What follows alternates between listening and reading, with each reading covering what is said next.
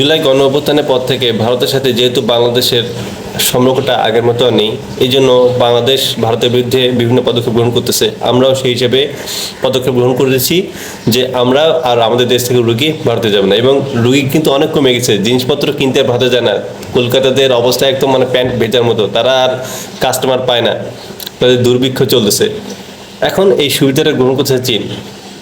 আপনারা আরেকটা বিষয় জেনে অবাক হবেন যে এই জুলাই গণঅভ্যুত্থানে 14 জন যাদের অবস্থা খুবই খারাপ ছিল, সেই 14 জনকে চীনে কিন্তু পাঠানো হয়েছে, এবং তারা কিন্তু নিবিড় পর্যবেক্ষণে কিন্তু তারা চিকিৎসাধীন অবস্থায় আছে। এবং চীনের পররাষ্ট্র প্রতিমন্ত্রী তিনি কিন্তু বলেই দিয়েছেন যে বাংলাদেশ থেকে যেন বেশি বেশি রুগী চীনে আসতে পারে এবং ভিসা যেন খুব সহজেই পেতে পারে, এই জন্য কিন্তু তারা কিন্তু এক দারুণ ভূমিকা পালন করতেছে। বাংলাদেশের পররাষ্ট্রমন্ত্রী কিন্তু এই বিষয়ে একমত হয়েছেন। অর্থাৎ আগে আগে আমাদের ভারতে যাওয়া লাগতো, অনেক টাকা খরচ করে, এখন তার থেকে খুবই কম মূল্যে এবং অনেক ভালো চিকিৎসা সেবার মাধ্যমে আমরা চীনে দিতে পারবো। চীনের সম্পর্কে নতুন করে বলার কিছু নেই। এই পৃথিবীতে যত অবাক করার মতো কার্যকলাপগুলো ঘটায়, প্রযুক্তির দিক দিয়ে, স্বাস্থ্যসেবার দিক দিয়ে, বিভিন্ন শিক্ষাক্ষেত্রে, সব দিক দিয়ে যদি প্রযুক্তি উৎকর্ষ ঘটায়, সেটা হচ্ছে একমাত্র চীন।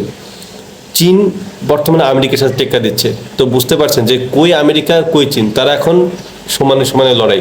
সেই চীনে আমরা খুব সহজ মূল্যে এবং খুব কম টাকায় ভিসা প্রসেসিং খুব সহজেই আমরা কিন্তু চীনে যেতে পারবো, এবং তারা খুব নিবিড়ভাবে আমাদেরকে চিকিৎসা দেবেন, এটা বিষয়ে তারা ইনশিওর করেছেন।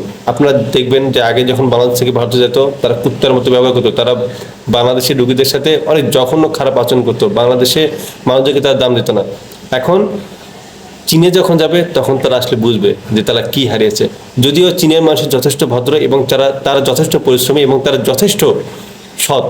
তারা জানে কিভাবে বহির্বিশ্বের বাইরের দেশ থেকে মানুষদের ট্রিট করতে হয়, কিভাবে তাদেরকে আপ্যায়ন করতে হয়। সো আমি মনে করি যে এটা আমাদের দেশের জন্য অনেক অনেক ভালো একটা প্রসেস।